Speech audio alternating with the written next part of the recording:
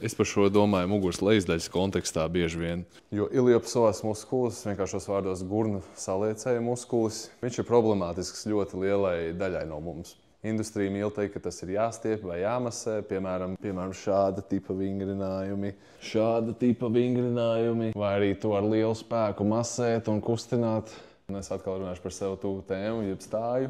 Iliopsoas ir posturāls muskulis, jeb tas ir muskulis, kurš strādā visu laiku. Vienalga, vai mēs stāvam, vai mēs skrienam, vai mēs nodarbojamies ar vienkārši kādiem ikdienišķiem darbiem. Un, piemēram, pie gadījuma, kad viņš ir ciešs un viņš ietekmē mūsu stāju, mums būtu jājautā jautājums, kāpēc viņš ir hiperaktīvs, kāpēc viņš ir pārāk aktīvs, nevis kā viņu atbrīvot. Man tāda loģika ir. Un tajā brīdī mēs uzdodam jautājumu, vai mēs varam pacelt kāju, noturēt statiski, neizmainot savu stāju, vienalga vai uz vienas vai uz abām kājām. Vai mēs varam gūžas locītavu ielikt ekstenzijā, neizmainot iegurņu stāvokli. Vai mūsu rotācijas vai mūsu stabilizācijas komponenti iegurnī strādā vispār un nav mums jāpārpūlās quadratus lumborum vai iliopsoas muskuļiem. Līdz ar to man liekas, ka muguras lejasdaļas stabilitāte ir holistiskāks process nekā vienkārši izstiept iliopsoas vai stiprināt to. Tas ir balanss starp vairākām struktūrām šeit vienlaicīgi.